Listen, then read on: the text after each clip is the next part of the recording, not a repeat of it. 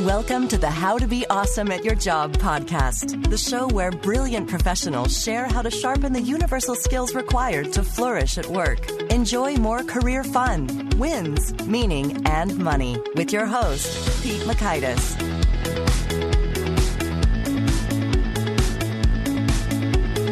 Hello, and thanks so much for joining us here for episode 115 with Geoff Blades.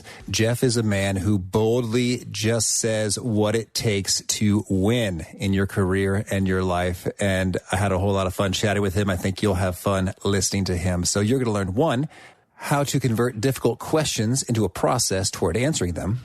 Two, do's and don'ts for discovering what awesome at your job truly means for you. And three, 5 principles for winning at any career. So if you want to check out the show notes, the transcripts, or the links to items mentioned, you'll find that over at awesomeatyourjob.com/ep115. And I also would encourage you to let me know what you're thinking about the show. What do you dig? What would you like tweaked by scheduling a quick time to chat live, you and me, one-on-one, via awesomeatyourjob.com/chat. You can schedule a short little appointment and we'll get to know each other, and it'll help me know what you need to hear, as well as the thousands of other listeners will benefit by getting stuff that's more on point based on your feedback. So much appreciated that you weigh in there as well.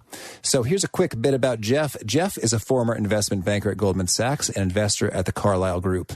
He is an author and advisor to senior Wall Street executives, CEOs, and other leaders on all topics related to getting what they want in their businesses, careers, and lives. In addition to working one-on-one and with groups, through newsletters, books, and videos, he strives to serve more and more people in doing what they want. One such book is called Do What You Want, a career guide for professionals serious about winning. Here's Geoff. Geoff, thanks so much for joining us here on the How to Be Awesome at Your Job podcast. Hey, thanks for having me. Well, you have a particularly interesting background story, which we could probably talk about for maybe a couple hours. But if you could give us the couple-minute version of the tale of you're working at Kentucky Fried Chicken and went on to be a vice president at Goldman Sachs. How did all that happen? It's a great question, and that is a couple-hour conversation. I mean, the real short story is that I grew up, very working class or working poor in Australia, and at a very early age, my parents made it clear to me that if I wanted to live a better life than they could afford, if I wanted to get my hair cut other than by my mother's friend putting a bowl on my head, then I needed to earn my own money. And so that started very young for me at, kind of age 10 or whatnot, with paper rounds before and after school. And, that led me to the height of my career at Kentucky Fried Chicken when I was in high school and at university as well. And, coming out of that, Pete, were a lot of lessons for me. And one of which, the predominant one was at some point, call it at age 16, I had this massive thundering realization that this was the time. I was in the second last year of my high school, and that if I worked hard in those years, if I got an education, I could fundamentally transform my life. But if I kept selling my time by the hour working at KFC, my life would always be limited. That realization struck me so greatly. At that point, basically, I shut down nearly everything else in my life other than school, and I dedicated myself to getting the best grades that I could. From one of the worst public schools in my state, I topped the school. That led me to the business course that I wanted. And I spent 4 years there doing, again, just obsessed with getting the best results I could. And that led me to the only job that Goldman Sachs offered in Australia in my year. And so if there's a short story, how did I rise from that? Working all the time, man, working all the time. Studying all the time. I made it my obsession. Well, that's powerful. And I guess it really sounds like it starts with that focus. It's like you took a look at the round, that got the lay of the land, realized this is the pathway, and therefore you're able to just pour yourself into it, full steam ahead. Absolutely. It's absolutely right. It was just an absolute knowing that if I got good grades in school, my life could only get better. And if I didn't, I might be working at KFC for the rest of my life or working in a factory. And, the greatest motivators in our lives are fear. We like to think we're motivated by pleasure, but we're not. We're mostly motivated away from pain. And that struck this massive amount of focus and motivation in me, which, by the way, then it kind of created something else, which is it gave me this pull of, wow, I can really be good at this. And I just wanted to do the best that I could. And that would always be my mantra, even at KFC, which is, hey, if I just do the best job that I can, then, everything will work out the best that it can be. Okay, cool. And so then you got to Goldman Sachs, and then you rose, it seems, pretty quickly to having a VP spot. Was it the same sort of principles at work there? Absolutely. Up until that point in my life, you could characterize my approach to success as put your head down and work hard, right? I mean, that's typical mantra you still hear in the workplace, put your head down and work hard. The other phrase I used to use back then is that success is a narrow focus and hard work. Choose your focus, narrow what you're focused on, and literally just pour all of yourself into it. And Pete, look, back then, in high school and university, and to a large extent early in my career at Goldman, success was very, very simple, which is if I wasn't working, I was wasting time. And I used that to motivate myself to work all the time. And quite simply, if you want to put a lot more hours into something than other people, then you're probably going to get better results. But as I'm sure where you're headed, right, which is, okay, that's true. What's the but, right? What's the but? Yes. Well, I mean, your but is that you're pretty miserable, right? So tell us, how did you come to make that realization, and what were some of the early warning signs? Well, really that is the but, right? And the but is broader than that, which is, the but is, I started at Goldman in Australia. I was promoted early after 2 years to an associate. I moved to Menlo Park, California, and it was 1999, 2000. I loved Goldman Sachs. I loved the firm. To be very honest with you, working hard and working all the time never bothered me. Even today, I still work basically all the time, 7 days a week. It's just what I define as work is what I absolutely love doing. And in 2000, the internet bubble burst, and Goldman fired half the office. And it was at that point, Pete, that everything changed for me. It sounds a little strange, but what changed for me was that it no longer mattered in the ways that it used to. See, I was a very idealistic kid. I believed we were all in it together. I believed that this was a really special place where we were kind of all holding arms and going into battle every day. And when that changed for me, honestly, a lot of my interest from the career fell away. And that was because at that point, I just saw it as a job. And the reason that was such a huge shift for me was because when I just saw it as a job, it was no longer a mission. It was no longer this special thing that we were all in together. When I just saw it as a job, I started to look at it like selling time. I started to look at it like I looked at KFC. And that's when I drew up that pie chart. One of my famous lines and in my book is I drew up this pie chart and I looked at that tiny sliver labeled not work, and I began to ask what had happened to my life.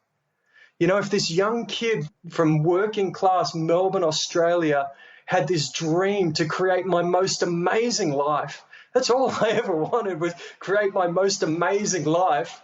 How did I end up, 10 years later, sitting at Goldman Sachs saying, what am I doing with my life? What is my life? I work all the time. Is this what I even love? What do I love? What do I want? What truly matters to me?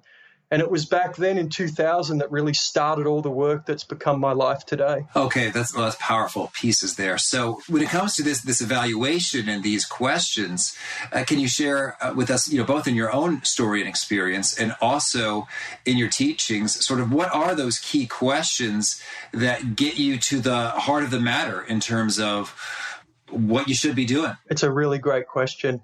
And it's also a very difficult question to answer. And in fact, kind of a notion that I think of as being a false question. And I'll share with you what I mean by that, which is that when we find ourselves at these transition points in life, we often ask these big questions. My question was, what do I want? And what do I want is such a big question that if you don't have an answer to it, you're not going to get to an answer simply by asking the question again.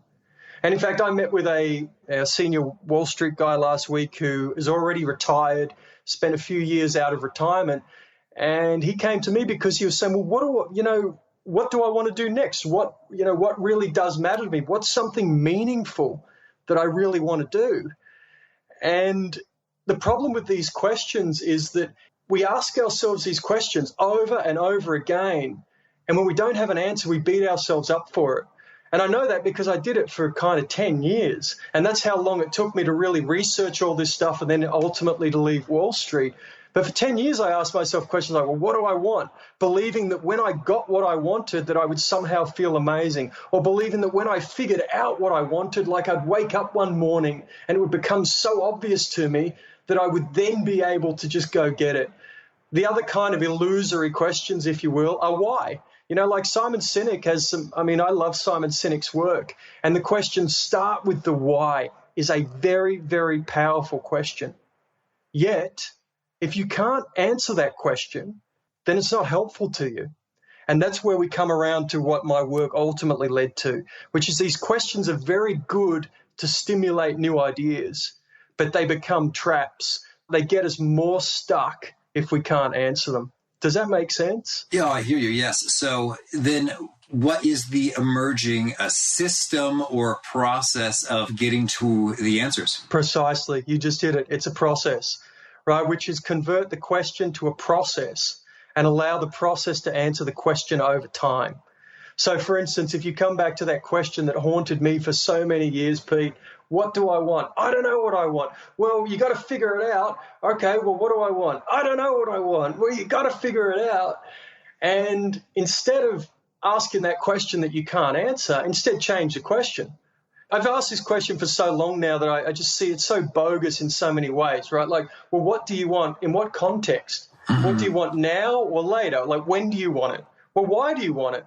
And why do you want that, right? The questions themselves often become bogus. So instead of asking, what do you want? Instead, convert it. If you can't answer the question, convert it to a process that allows you to answer the question over the time. So instead of asking, what do I want? Ask, hey, what's a process that I can build such that I can answer this question over time? And when you do that, Pete, now you're moving, right? Okay, well, I'm very intrigued then. So what are some of the core components of this process? Well, there's really, this goes down to a different rabbit hole, and I might pull us out of it in a moment. But ultimately, right, if you think about that, we could brainstorm it together and for all your audience, which is, hey, if you don't know what you want today, what are some of the ways that you might figure it out? Well, the first thing to do is to start writing it down. Right, so a lot of the time we ask these questions, they just jumble up in our head and we never make progress. Yet when you sit down and start writing it down, now you've got thoughts that you can restructure. You've got ideas that you can start to play with. The second part of it is you need a search process, right? So what becomes your search process? So again, if you don't know what you want, asking that question doesn't solve it.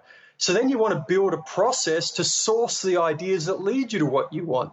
And what that process, by the way, might be very simple. You might have 20 people that you go sit down with and you go ask them certain questions. Now you're starting to generate new ideas. So before you might have been stuck at what do I want, now you're generating new ideas. The third step to that process is you need some form of mechanism to evaluate and assess all of your different options. And then, of course, the last part is to take action and make a decision.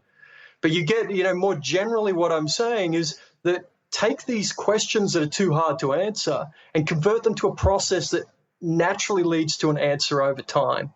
Does that make sense? I hear you, yes. And so I guess now I'm thinking a bit about some of the steps here when you're writing it down. So, I guess that sounds like a pretty simple one. I'm just going to make sure I'm capturing it and not letting it float around in my head and get it into a centralized place so I can, as you said, restructure it, play with it, build off of it, and all that. So then when you talk about the search process, that second step there, and it could be a matter of asking 20 people some key questions. I'm wondering sort of what sorts of people and what sorts of questions.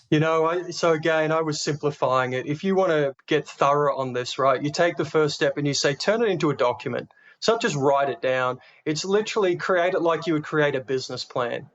Your business plan is what do I want or what am I going to go do next? Great. This is my living, breathing document for assessing that question. 2, on that sourcing, right? The sourcing of opportunities could come in a lot of ways. One thing you might write down is I'm going to go read these sorts of books. Another thing you might write down is, I'm going to go start to pick up these different types of hobbies or activities and interact with different types of people. A third thing you might write down is what you just said, which is a list of people to go talk to. Who might they be? Some of them might be mentors, people who you have known for a long time. Some might be people from school or college. Some people might be other people who've made career transitions before. And so even though, that whole process you just put in a bucket called sourcing. And that's where you've got to put on your thinking cap and go figure out, if you need to collect new information and reach new ideas, what are all the ways that you might do that? Gotcha. And so then in terms of the evaluating, the assessing, could you give a bit more detail along those points in terms of, I'm thinking of, when I hear that, criteria and maybe scoring or ranking, or sort of yes, no binary pieces like, these opportunities have to have, the following 7 things be true for them? Or what are some, approaches or angles on that side of things? Yeah, absolutely. I'm with you 100%, which is, look, for this sort of process that I'm talking to you about, I custom build these for my clients. And so it's not, I don't have some generic checklist that I suggest people look at. What I suggest is what you just said, which is sit down and figure out what really, truly matters to you. And why does it matter to you? And on what basis are you going to make this decision? See, a lot of the time, for instance, if you take a very common question for people graduating from college, that common question, or at least, in our type of world, Pete, with our backgrounds, should I go into banking or consulting? Mm-hmm. Okay, well, that sounds like a really complicated question if you're in college. But 3 months after starting either one of those jobs, they're radically different jobs. Radically different jobs. And so it's the equivalent of saying, should I go into investment banking or become a trader? Well, you know what? In college, they might sound very similar, but they're radically different jobs. And so the point that I'm making in that second category of assess is, don't look for an approach that's ready-made for you, but that's where you do your work. You figure out, what does the job actually look like? What do I want? What matters to me over what time frame, and all of that stuff. What I might do, if you're cool with it, is I might just kind of pop out of this topic and jump to the bigger topic. And that bigger topic is the one that your podcast stands for, and one that I'm really excited to talk about, which is, how do you be awesome at your job? Because this system that we're talking about, this specific topic, is, one application of my work, which is, how do you figure out what you want and how do you get it? The broader system of my work, a system I call the system for doing what you want, is an end-to-end system on being awesome at your job. Okay, well, I'm all in. So let's hear, what is that system for doing what you want and being awesome at your job? Well, Pete, I'm so glad that you asked that. Well, the question that I was noodling on, by the way, before we got on the phone was, expecting to come to this topic, which is, how are you awesome? How do you get awesome at your job? The way that I thought about it is, flip it the other way. How do you not be awesome at your job? So what does it take to be mediocre at your job? Well, so what does it take? It takes, firstly, having no goals, right? So it's just showing up every day, not really caring about where it's getting you. Having no idea how to win, literally just doing what you're told or doing what other people have done or doing something to the best of your ability, but without any reference to, what does it actually take to be awesome at this? Having no plan, right? No plan to actually get from where you started in your job to when you get to the back end of it. Literally just showing up again every day. No skills development.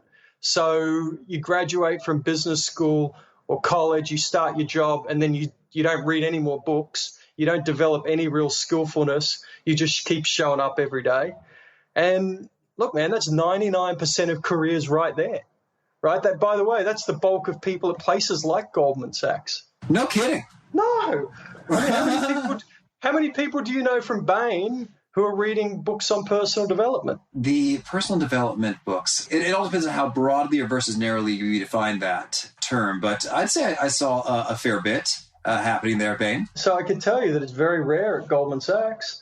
I'd also tell you that it's very rare. If you take, for instance, a very classic book, Dale Carnegie, How to Win Friends and Influence People. Don't you think that everybody in professional services should just nail that book? That they should have it on their desk and become masters at, they're in a people business. So how are you every day getting better at building relationships with people. Yes, well, I think that is a cornerstone kind of a book. And it's funny, that was one of the key things I was going to say about being mediocre at your job. It's like, don't bother building any coalitions or alliances or relationships and just kind of do your thing at your desk and your computer. Absolutely. I mean, again, I think of Think and Grow Rich, right? Like, why isn't everybody who's in, I mean, think about what we're talking about. We're talking about high-end professional career. I'm talking about high-end professional careers where people have spent hundreds of thousands of dollars on their undergraduate degree. They've spent potentially hundreds of thousands of dollars on their MBA, and then they get into their job and they won't even spend $10 a month reading a great book that will make them a killer at what they do. Yeah, I hear you. Well, I'm right on board there with you in terms of that mindset and digging into that kind of stuff. So I guess I want to hear more about, in terms of, you talked about the dark side, having no plan and no idea how to win and no skills development. And so what would you say are some of the key steps for just getting smart? I guess in many ways they seem pretty simple and fundamental, as opposed to there's some secret tricks. And maybe that's kind of what you're laying out for us right here. Well, and that's exactly how I think about it, right? Which is that the secret trick is, how do you harness all of this stuff and specifically put it to work every day? You see, because one of the other, really the second way to be very, to not be awesome at your job is to read tons of books on personal development and to think that by virtue of reading those books that somehow you're going to be better at what you do. And what I learned over years and years and years of doing this was that the only thing that saved me in my process, Pete, I didn't have any of this figured out, man. I didn't have this figured out. All I knew when I stepped back from my career was I needed to find a different answer. So what did I do? I did what I'd done in school. I became a great student. And I literally went and just started reading. And over the course of, 5-6 years, I read, 1,000 and something books. Over the course of 8 years, I read thousands of books on this stuff. And I found myself even more stuck. Why? Because I had all this knowledge. I had all this information, but I didn't have any way that I was specifically putting it to work. And so a big mistake a lot of people make in the world of personal development is that they go out and they train with people, they learn from people, they read all these books, but they haven't systematized it. And so when I came back and reverse engineered my process, I said, if I was to start from scratch, what would I do? I would build a system up front, and that system would incorporate all of the steps that you need to get what you want. So what are those 5 steps, right? We talked about this system for doing what you want a lot. What are the 5 steps? First, you have to get absolutely clear on goals. I call this define it. Define your goals, but this is where it gets specific. Don't define them as an outcome, define them as a process. So for instance, say that you are a associate at Bain, you want to be a partner. Okay, that's a great goal, but the goal in itself is useless relative to, okay, take that goal, design it, and turn it into a process that you put to work every day. So systematize your goal. So if you take the goal to make partner, the goal isn't to make partner. The goal is to show up tomorrow and put in the work that keeps validating you as a partner. So the goal itself is only helpful if you can then take action on it every day. Okay. So that's the first step. The second step I call getting it. And this is the real crux, I think, of when you say be awesome at your career. What's the real crux of that to me is getting it. Getting it, Pete, in every job people say that person gets it. Well, that person doesn't get it. But what does it actually mean? Yeah. What does it mean? That is a powerful question right there. I guess it varies, firm by firm or office by office and profession by profession. But I'm thinking generally it means that they fundamentally understand what matters, what doesn't matter, and they do sensible things to advance what matters. Perfect. Right. What I just call getting it is the intelligence inside the system. So the system, the first step, define the goals. Getting it says what truly matters to winning at this, right? What truly matters to winning at basketball? What truly matters? Putting a ball through a hoop more times than the other guy. Right. And so if you were to break that down and model it, what would you say wins? Well, if you are the best dribbler in the world, you might be able to out-dribble everybody in the world, but you can't shoot. Right? Right. So what is getting it in basketball? Well, getting it better include being able to put the ball through the hoop. Absolutely. I'll give you an example of Goldman. We talked about it a little bit earlier in a different context, which is that when I first started at Goldman, I thought it was a deal business. I thought the job was to do transactions. I thought our job was to be investment bankers and do deals. You know what? That's a great mindset when you're a junior person. And if you become a senior person with that same mindset, you won't last very long. You'll be fired very quickly. Why? Because getting it as a senior person in investment banking isn't doing deals. It's selling deals. If you're not driving revenue for the firm, then you're no value to the firm. And so if you believe that your skill set, by the way, I've worked with many of these people, and that's why they fail at the senior end. They fail because most people fail at the top. And they fail because they still think their job is to do deals. No, it's not. Their job is to sell deals. If they're not driving revenue, no one wants to pay them. It's that simple. And so what is getting it in investment banking? It's recognizing, hey, actually, you might think that the skill set is being great at doing a merger deal, but the truth of it is that you'll be a much more successful senior person if you truly get that your job is to sell business. So become an expert at selling. Right? So getting it is to say, hey, actually, wow, now I see it. The job here is to sell business. So I might be the best M&A banker in the world.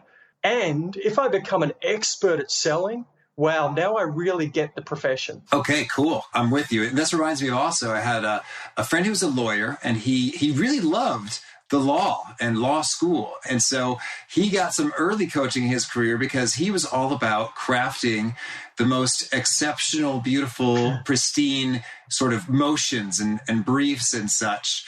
And they quickly told him, hey, this doesn't really matter. In fact, the client will be upset with you if you spend extra billable hours creating a masterpiece of emotion when a basic, hacked together thing will get the job done for fewer hours that he's paying for. Perfect. And the sad thing for most of us is that no one ever gives us that advice. Yeah. Right. Like an example, another more real world example is a buddy of mine who's a photographer in LA. And, he was a fashion photographer when the industry was really hot and his business was great. But when the business changed and it got much harder for him, he found himself really stuck. And he was really stuck because his craft was photography, but his business is the sale of photography services, right? So getting it in his business isn't be a great photographer. Getting it in his business is being a great photographer is a given. You better be a great photographer. But to build a great business, you better be great at selling it. All right. Okay. So we got the first two. And what's the third step? Well, that's the second step of getting it. And what I was going to do with you, if you want, is to just chunk down to a different level and say, okay, so that's all great in theory, but how do you figure this out for yourself?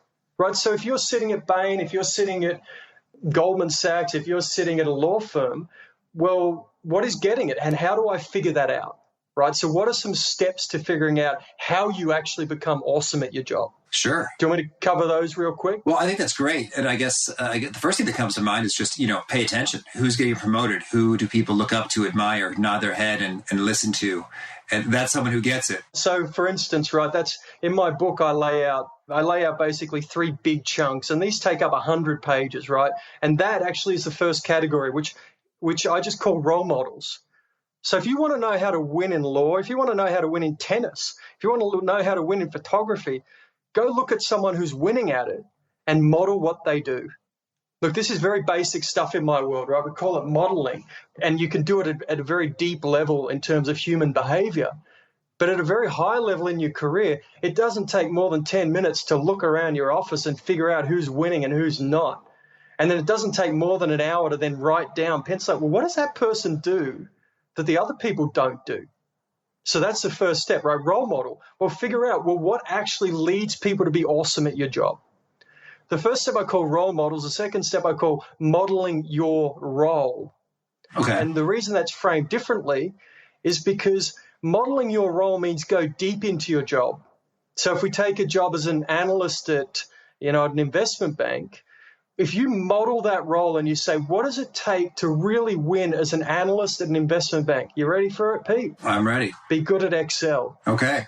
Right? And so if you model the role out, you say, what does it really take to win at it? Well, be excellent and fast and accurate in Excel. Be really good at producing books. Have a great attitude. When you model that role and you look around at other people in the same role, you don't need to find great role models. You just need to figure out what actually wins in that role. Does that make sense? Yes, got it. The third is to understand the principles that lead you to win in your career. And the principles are always the highest level ideas that generalize into everything else.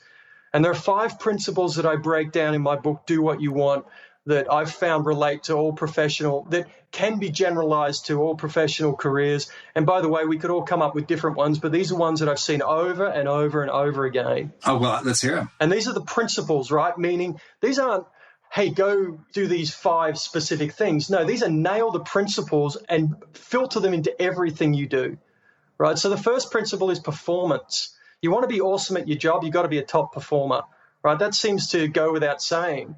But it doesn't go without saying because most people aren't top performers, right? So set that as the principle. What are the things that top performers do? The second is process. Become a master at process. No matter what it is that you do, it's always about getting something from one end to another. So become excellent at knowing what holds you up in process.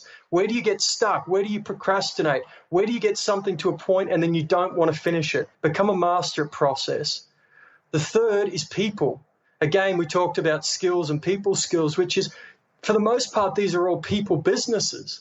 So become excellent with people, not just good and not just pretty good. Don't just read Dale Carnegie's book, but literally take the principles, put them on your desk and practice them every single day. The fourth, I call control your destiny. In any of these jobs, if you don't control your fate, if you don't assert yourself, someone else will assert you. Right. And it's probably not going to end well for you. That's just a simple fact in these tough careers. These are hard careers to win at. And the people who lead, the people who take control of their own destiny are far more likely to succeed. And then the fifth is about feedback. And I saw some stuff actually from you that I thought was really cool on accountability, right?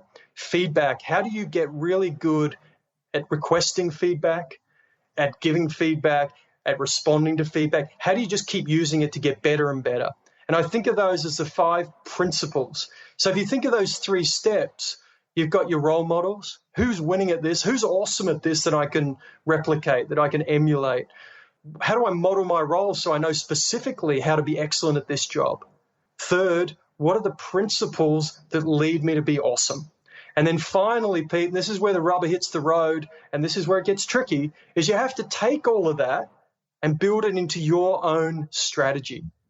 So that every day that you wake up and you go to work, you know your strategy for winning. It's not what that other guy does who's really awesome at his job. He's a different person. It's what do you specifically do to be really awesome at your job? I guess I'm thinking this stuff seems so good and so clear and so spot on. It seems like, well, yes, of course, we should all be doing that. And yet we're not. What would you say are some of the key holdups? I guess one of them is just about the clarity in terms of just moving past the do this, do that, do this, do that noise of your environment and focusing in on, these critical things that make the difference. But what would you say might be some other sort of roadblocks or hindrances or reasons why every motivated employee isn't digging in and doing this right now? I'll give you the number one reason. It's not politically correct, though. Oh, intriguing. People have low standards, man. They have low standards. It's that simple. Look, if you are in a people business and you haven't dedicated yourself to becoming excellent with people, then you've got low standards. If your job is to sell business on behalf of the firm, but you don't even know that there's a world of selling out there, that there are thousands of books on selling, that there are specific skills to selling like agreement frames and conditional closes, if you don't even know that, let alone you haven't mastered that, then you've just got low standards. And to be perfectly honest with you, I think that this comes about because of the way our education system works. Remember, our education system has very little to do with becoming excellent and has everything to do with doing what you're told. And so if no one's telling you to become excellent at modeling your role and excellent at winning and excellent and be your best, if no one's telling you to do that, no one's ever guided us there. And so we live in a society that lives by very low standards. And if I could give you a metaphor, I'll give you a metaphor, which is think about sports that you like to watch, right? Like, so say you're really into basketball. After the game, you're going to sit there and assess the performance of your favorite players. You might say, well, he had a really crappy game and he had a great game. And the reality is that to those athletes, that's their job. Every day they're showing up and they're being assessed on whether they're putting in their best, whether they're delivering their best, whether they, perform to the level that people are happy with them. Man, imagine that everyone assessed everyone else in their job every day. Imagine you're assessed like a professional athlete on a basketball court, whereas actually your game was about a 3 out of 10 today. And to be very honest with you, I think most people's games are probably about a 3 out of 10 most days. Oh, I love what you're saying, and it's really resonating, talking about feedback. One of my best managers ever at Bain, his name is Blair. And at the end of, whenever we took the taxi back from the airport, we would do exactly that. Blair would say, hey, here's where I thought you did a great job this week. This meeting, you made a lot of sense. Those slides were really clear. That was a great idea. Nobody else had it. Good work. And here's where you could be improved. You seem kind of nervous here, and that didn't instill a lot of confidence in that meeting, and it was awesome. Week after week, I was getting better, and I knew that he genuinely cared about my growth and development. That's right. I think you hit on, by the way, the second point, right, which is I think that sadly that most people don't care about people's growth and development. They don't, we keep saying that these apprenticeship businesses, they're not anymore. A lot of people don't care about grooming people to work for them. They see people as a resource, right? As a resource on my team. Not a resource, I'm a person. And, shouldn't you want to groom that person in the way that you wish you'd been groomed? And, again, though, there's a combination of all these things that quite simply leads to, low levels of performance. And to be honest with you, that's what I believe leads to a lot of misery in the workplace. Most people are bored out of their brain. They're bored because they're not growing. They're not challenged. They're just going through the motions every day. And what you said about your example with Blair, I think is perfect actually to finish off the 3 final steps of the system. The third step is plan it. Right, so the first step, define what you want. Let's just take your example. Let's just use you at Bain, for instance, Pete, which is you want to win, you want to be great at Bain, you want to keep getting promoted. Great. The second step, getting it. Okay, I'm going to model Blair. I'm going to model all these people. I'm going to get all the feedback. I'm going to figure out how to be really great at this. The third step, build a plan. Right, again, everybody, look, all my folks on Wall Street, hedge funds, private equity, investment banking, consultants are the same. They spend their entire lives walking into businesses, assessing other people's businesses. Okay, so if your business is your career, okay, let's assess your career. Where's your plan for your career? Mm-hmm. Oh, you don't have one? Wait, so you walk into a company and you say, well, where's your 30-day plan? What's your revenue estimates for the year end? Break down all your numbers in these millions of different ways. Okay, great. So where's your plan for your career? Where are you going to be 2 years from now? What's your path to getting there? What are the specific things that you're going to focus on to help you get there? Because you just said it before. Blair gives you that feedback, but what matters most in having a system, this is why my approach is a system, what matters most in having a system of continuous improvement is not that he gives you the feedback, it's then that you take that feedback and you integrate it into everything you do from that point forward. Yes. Oh, well, Geoff, this is so good. I feel like it's tough, straight talk that people don't hear enough of, and it's very appreciated and refreshing. So thank you for bringing it here. Hey, Pete, man, seriously, my book, the cover has a very, James Altucher should put a quote on it, which I'm very thankful to James for. And, look, but the tagline of my book's simple. Do what you want, a career guide for professionals serious about winning. Look, my work is for serious people. It's not for the average person who wants to get a job at Morgan Stanley and just show up every day. Look, that person must have been exceptional to have gotten the job. They must have gotten into a great school. They must have gotten great grades. They must have been really great to get the job. But then for most people, it just goes downhill from there. Right? They're not serious about being their best. They're not investing in themselves. That's the fourth step, right? Third step is plan it. The fourth step is execute it. Become excellent at executing your plan. The fifth step, Pete, we've been talking about on and off, right? The fifth step is getting skills. And that's where you develop for yourself a very specific plan of skills development. If you want to win more, get better.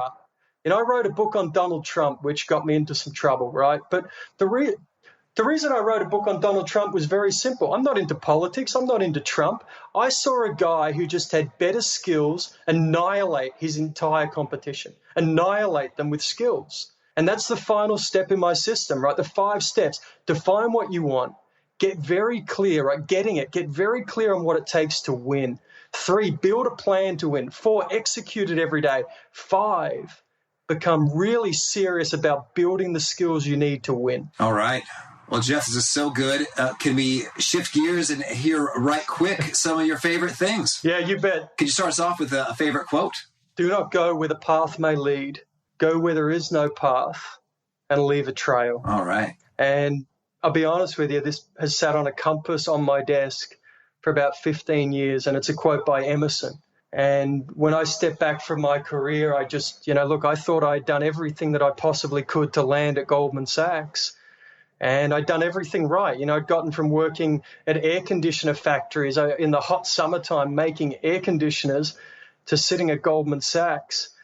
And that path had only led me to that point. So I needed to find a new trail. Okay, thank you. And how about a favorite study or experiment or piece of research?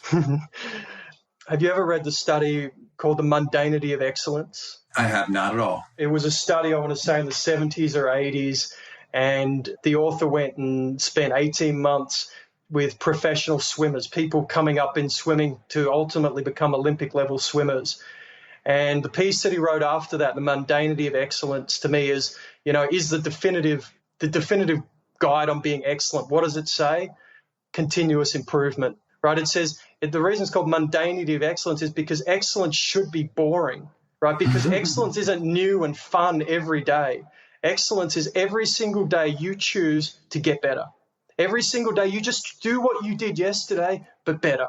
And if you can focus on that, to me, man, what can't you succeed at in life? Perfect. Thank you. And how about a favorite book? Think and Grow Rich. All right. And how about a favorite tool, whether that's a product or service or app or thought framework? You don't want to hear this, but I'm going to give it to you anyway. Hypnosis. No kidding.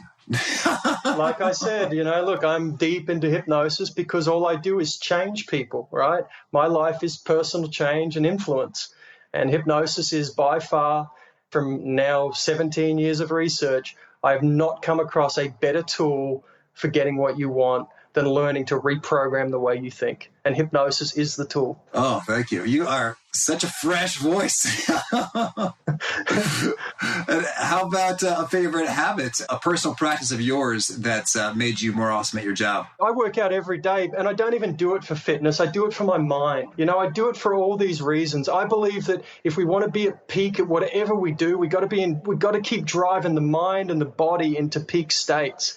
And working out, it's about fitness, but it's also about peak states. It's about that running state. It's about transforming the way that you think and feel. All right, so if I could ask, if you're primarily exercising for your brain and not your body, what's kind of your approach? Is it more cardio, more strength, more stretching, yoga, breathing? What's kind of the mix? I like to fight. I box, Muay Thai, Jiu-Jitsu. I lift, I run. I do a little bit of everything. I like to mix it up a lot. But to me, it is about both, I will say. Look, it is about fitness and health, but it's about that mental side of it as well. Okay. And what would you say, is there a particular sort of Geoff Blades original quote or articulation of your message that really just seems to resonate and connect with people such that they're nodding their heads, they're taking notes, they're highlighting in the Kindle version of your book? Any key phrases or quotes come to mind? Yeah. None of us started in these careers just to have a job, right? Think about that, right? How many people come out of college, we're so eager, we're so excited, we get these great jobs, these truly great jobs, and 10 years later, nearly everybody who went and started there is basically mediocre. Gotcha. What would you say is the best place to, or means of contacting you or get in touch learning more about what you're up to? Best place, Pete, is my website, geoffblades.com, Geoff Blades. As in razor blades, as my mum used to say. Do you have a favorite challenge or call to action you'd issue forth to folks looking to be more awesome at their jobs? I mean, I would come back to that same point that we started with earlier, which is ask yourself, where are your standards?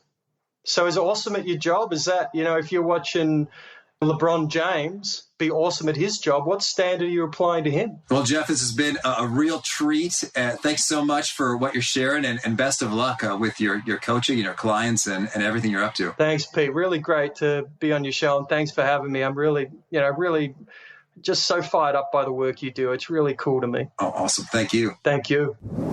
I love the boldness and the initiative and just the sheer focus on, yep, that makes sense. That should work. Ness of all this stuff. So if you want to refresh visual style with the transcript, the show notes, the links, etc., that's over at awesomeatyourjob.com/ep115. And I would love to hear from you if you schedule a quick time for us to chat via awesomeatyourjob.com/chat. And I encourage you to push the subscribe button if you haven't already, so you'll hear from our next guest. Scott Sonnenschein tackles the perennial question, how do we do more with less? He's got some cool counterintuitive ideas about how constraints can really be beneficial and so much more. So I hope to catch you then, and peace. Thanks for joining us for today's episode. To get the most out of this conversation, visit awesomeatyourjob.com to find today's show notes, transcript, and infographic summary cheat sheet. For more entertaining professional skill sharpening, be sure to subscribe to catch the next episode of How to Be Awesome at Your Job.